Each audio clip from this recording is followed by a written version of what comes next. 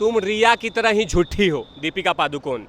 तुमने मूर्ख बनाया इस देश को, और ऐसे ऐसे पवित्र पवित्र मूवी अपने तुमने नाम पे ले लिया, और उसकी आड़ में तुमने ड्रग्स का धंधा किया, गांजे का धंधा किया, चीलम फूंकी तुम, CBD ऑयल भी।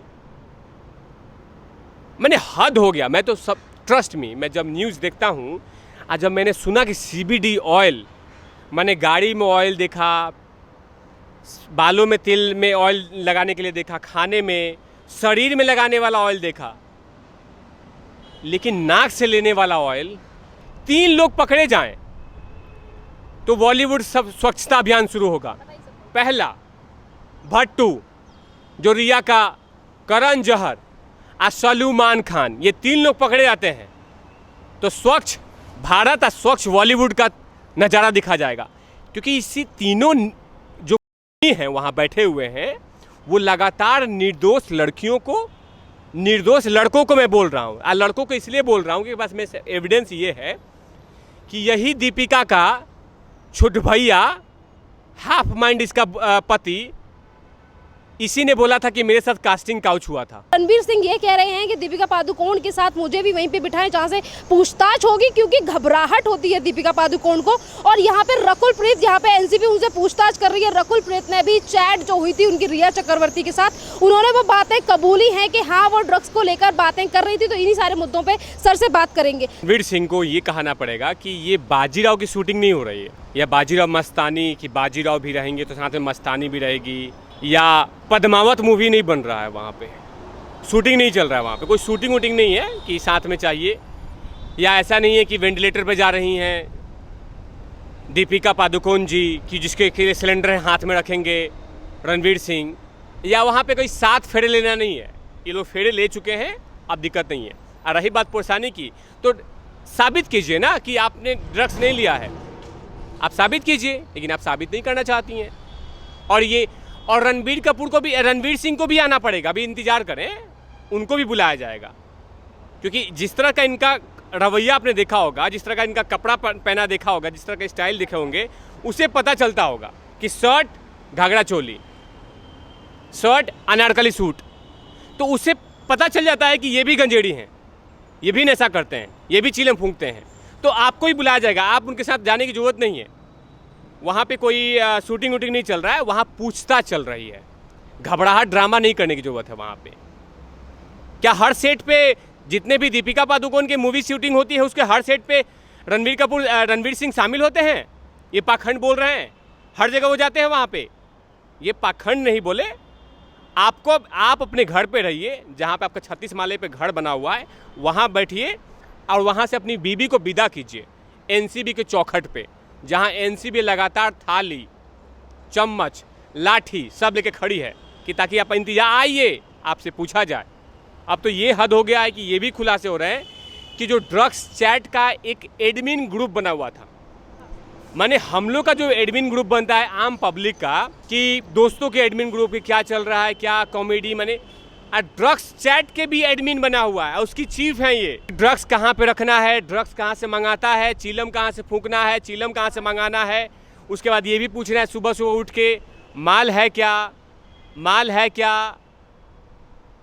मैंने देश की सबसे बड़ी अपने आप को अदाकारा मानने वाली, बलम पिचकारी कि तूने मुझे मारी, ये गाना गाने वाली, सुबह में, रात में ये पूछती हैं माल है क्या। अब तो जवाब दीजिए आप वहाँ पे जाके। आप पति देव को क्यों लेके जा रही हैं? पति देव का टाइम आएगा, जैसे आपने उल्टी किया कि पति देव भी आ जाएंगे। आप पति देव अगर नहीं भी आए तो कोई और बोल देगा। अब अंदाजा लगाइए कितनी बड़ी नशेड़ी है दीपिका पादुकोण कि ड्रग्स के मामले का एक व्हाट्सएप चैट ग्रुप बनता है, ग्रुप। आज सोचिए कि 11 बजे ले लेती है ये कि हाँ माल है क्या, मैं वहाँ पहुँच रही हूँ, मुझे उससे मिलवा दो। मैंने गाड़ियों में तेल डालते हुए सुना था, खाना में तेल डालते हुए सुना था, लेकिन बताइए CBD ऑयल, बालों में तेल लगाना सुना था, लेकिन तेल नाक से खींचना ये पहली बार देश में देख रहा हूँ मैं। और अपने आप को ये मानती हैं कि मैं पद्मावत थी, बाजीराव मस्तानी थी, इन सभी का अपमान किया है। पद्मावत जी के तो पैरों के धूल के बराबर नहीं हो सकती ये कलमुही। अंदाजा लगाइए कितने लोगों को ड्रग्स दी होगी, और आके प्रवचन बांटने के लिए बांट देती है। किसी की हत्या होती है, किसी हीरो की, या कोई सुसाइड कर लेता तो आके बड़ा सा हेलमेट वाला चश्मा पहन के बोल देती है आके, इट्स वेरी बैड, ये नहीं होना चाहिए। और पीछे में जो कर रही, कुकर्म कर रही हो, अलग से कर रही हो, और आप ड्रामा कर रही हो कि मेरा सांस फूलता है, मेरे से ज़्यादा बात करने से नाक से खून आने लगता है। अब सारा ड्रामा आने लगा। तुम रिया की तरह ही झूठी हो दीपिका पादुकोण। तुमने मूर्ख बनाया इस देश को, और ऐसे ऐसे पवित्र पवित्र मूवी अपने तुमने नाम पे ले लिया, और उसकी आड़ में तुमने ड्रग्स का धंधा किया, गांजे का धंधा किया, चीलम फूंकी तुम, CBD ऑयल भी। मैंने हद हो गया। मैं तो सब, ट्रस्ट मी, मैं जब न्यूज़ देखता हूँ, और जब मैंने सुना कि CBD ऑयल, मैंने गाड़ी में ऑयल देखा, बालों में तेल में ऑयल लगाने के लिए देखा, खाने में, शरीर में लगाने वाला ऑयल देखा, लेकिन नाक से लेने वाला ऑयल, हद हो गया। सर अभी हमने धर्मा प्रोडक्शन की बात की, जिसमें करण जौहर के जो करीबी माने जाते हैं क्षितिज प्रसाद, उनको जिस तरीके से घर से उठा लिया एनसीबी ने मॉर्निंग में, और ये भी खबरें आई हैं कि वो लगातार ड्रग्स लेते थे, खरीदते थे। तो यहाँ पे ये भी बात है कि लोगों का ये कहना है कि 2019 में जो पार्टी की थी करण जौहर ने, उसको लेकर भी अभी ना समन भेजा जा सकता है करण जौहर को। देखिए पत्रकार महोदया, ये जो दीपिका, सारा अली खान, टंकी बेचने वाली जो बेच है, श्रद्धा कपूर नहीं, श्रद्धा कपूर नहीं, आधा कपूर, उसके बाद ये बहुत सारे और भी, रकुलप्रीत सिंह संस्कारी साउथ की हीरोइन, ये तमाम लोग छोटे छोटे, अभी ये टाउन है, छोटे छोटे बस्ती, बड़ा साम्राज्य तो भी शामिल है। जब तक करण जौहर गिरफ्तार नहीं हो जाता, करण जौहर जो लगातार लड़कियों को ड्रग्स देता है, लड़कों को ड्रग्स देता है, और ड्रग्स इधर से इधर करता भी है, इन तमाम चीज़ों का खुलासा नहीं हो जाता, तब तक भेद नहीं खुलने वाला। और एनसीबी जानती है कि ये सब कॉमा है। कॉमा होता है, कोई सेंटेंस में कॉमा लगाते हैं, फुल स्टॉप नहीं है। फुल स्टॉप तो तब आएगा जब सलमान खान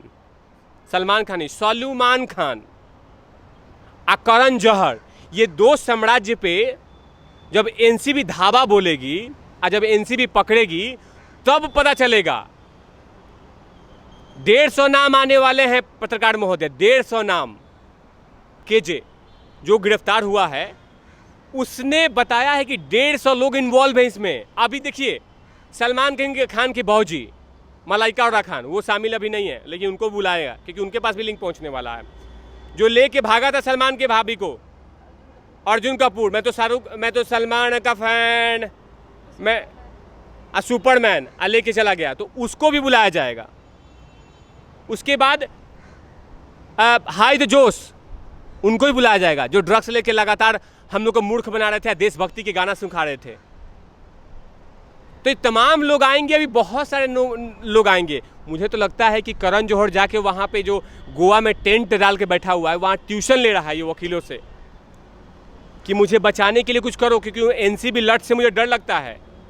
एक देखा ना, अभी जेल में चक्की पीसिंग कर रही हैं, तो अब इस उम्र में चाहते नहीं है करण जौहर कि मैं कैसे पीसूंगा ऐसे, तो इस उम्र में इनको डर लग रहा है, इसीलिए लगातार गोवा में बैठ कर ट्यूशन ले रहे हैं अपने दोनों बच्चों के साथ। लेकिन इंतजार कीजिए, क्षितिज प्रसाद आ गए हैं, आज शाम तक ये उल्टी करेंगे, और उस उल्टी में नाम मिलेगा किनका, अर्जुन कपूर, मलाइका अरोड़ा खान, उसके बाद करण जौहर, कि करण जौहर सबसे बड़ा आदमी है जिसको लगातार, पहली बार मैं पत्रकार महोदया मैं देख रहा हूँ, सुन रहा हूँ कि किसी प्रोडक्शन हाउस के टेंट के नीचे में ड्रग्स, चीलम, चरस, गांजा का प्रोडक्शन हो रहा है। मैं तो फिल्म प्रोडक्शन हाउस के, मैं तो सुनता था कि फिल्मों का प्रोडक्शन होता है, लेकिन इस प्रोडक्शन हाउस के नीचे, अब बहुत सारे प्रोडक्शन हाउस के नीचे, क्वान की बात करते हैं पत्रकार महोदया, अब हम लोग तो बच्चे, क्वान बहुत इंपॉर्टेंट है। क्वान में ये सलमान खान, उसके बाद क्या नाम, आमिर खान का भी लिंक है। अब बताइए, उसका चेयरमैन, उसका मैनेजर लोग शर्लिन चोपड़ा से ये बोलते हैं, जिस शब्दों का इस्तेमाल नहीं कर सकता मैं, अंदाजा लगे कितने कुकर्मी क्वान में बैठे हुए हैं। ये लोग ट्रैवल एजेंसी नहीं कर रहे हैं, ये लोग लड़कियों के साथ टेररिज्म एक्सपर्ट कर रहे हैं। जो लड़की आती है किसी पार्टी में, किसी इंटरव्यू में, तो उसे ये सब पूछा जाता है जिस शब्दों का इस्तेमाल पत्रकार महोदय नहीं कर सकता। मैंने पत्रकार महोदय आपके चैनल के माध्यम से बार बार बोला है कि बॉलीवुड में 10 से 15% लोग हैं जो पवित्र हैं, नहीं तो कुकर्मी का तो जखीरा बना हुआ है। 3 लोग पकड़े जाएं तो बॉलीवुड सब स्वच्छता अभियान शुरू होगा। पहला भट्टू, जो रिया का, करण जौहर और सलमान खान, ये 3 लोग पकड़े जाते हैं तो स्वच्छ भारत और स्वच्छ बॉलीवुड का नज़ारा दिखा जाएगा। क्योंकि इसी तीनों जो हैं वहाँ बैठे हुए हैं, वो लगातार निर्दोष लड़कियों को, निर्दोष लड़कों को मैं बोल रहा हूँ, और लड़कों को इसलिए बोल रहा हूँ कि बस में एविडेंस ये है कि यही दीपिका का छोट भैया, हाफ माइंड इसका पति, इसी ने बोला था कि मेरे साथ कास्टिंग काउच हुआ था, बोला था लड़का होके। तो इसीलिए मैं बोल रहा हूँ कि लड़की या लड़का दोनों को नोचा जाता है बॉलीवुड में, तो इसका पोल खुलना चाहिए। तो अभी फंसेंगे नहीं रणवीर सिंह, क्या पता 2 दिन के बाद फंस जाए। अभी फिलहाल पत्नी को विदा करें, खुशी खुशी विदा करें, जैसे लोग अपनी देखा होगा अपनी बेटियों को विदा करते हैं, अब किसी को विदा करते हैं, इसको खुशी खुशी विदा करें। और वहाँ एनसीबी लगातार क्वेश्चनों का जखीरा खड़ा करके रखी है। आपसे पूछा जाएगा कि आपने कब से ये बिजनेस कर रही हैं, आप कब से किसको किसको ड्रग्स दे रही हैं। ये जो आपने आके डिप्रेशन वाली थ्योरी दी थी डॉक्टर दीपिका पादुकोण कि मैं जब डिप्रेशन में थी तो ऐसा करती थी, तो अब जवाब दीजिए, अब जवाब दिए जनता को। मुंह छुपा के घूम रही हैं, आप बोल रही हैं, पाखंड बता रही हैं, आपके पतिदेव पाखंड बोल रहे हैं कि हमारी पत्नी को सांस फूलने की प्रॉब्लम होती है। आप चिंता मत कीजिए, एनसीबी के सारे ऑफिसर दीपिका पादुकोण को संभाल लेंगे। लिखा पहला क्वेश्चन, जैसे एनसीबी पूछे क्या ड्रग्स लेती थी, हाँ तो इसका क्वेश्चन का आंसर आप ये लिखिए, लिख लिया आपने, हाँ रट्टा मारिए। चलिए दूसरा क्वेश्चन। तो इस तरह से तभी तो आज टाइम नहीं लिया है रणवीर सिंह, माने गोवा से यहाँ आते हैं मुंबई, एक दिन इंतज़ार करते हैं। एक दिन इंतज़ार का मतलब क्या है कि पीछे के दरवाजे से वकीलों का एक समूह भेजा जाए, टीम। अब वो एक ब्लैक बोर्ड ले ले और समझाए दीपिका मैडम को कि ये क्वेश्चन का आंसर देना। आपको याद होगा चिया चक्रवर्ती को भी मुंबई पुलिस ने काफ़ी ट्यूशन दिया था, लेकिन फंस गई ना। वहाँ एनसीबी में टैलेंटेड लोग हैं। अब मल्होत्रा जैसे लोग हैं, बहुत ऐसे ऑफिसर हैं, राकेश अस्थाना जो चीफ हैं, उन्हें बहुत सारे टैलेंटेड लोग हैं। वो जब क्वेश्चन पूछेंगी तो ये जवाब दे नहीं पाएंगी, क्योंकि सवाल अभी का नहीं है, इससे पहले का भी है।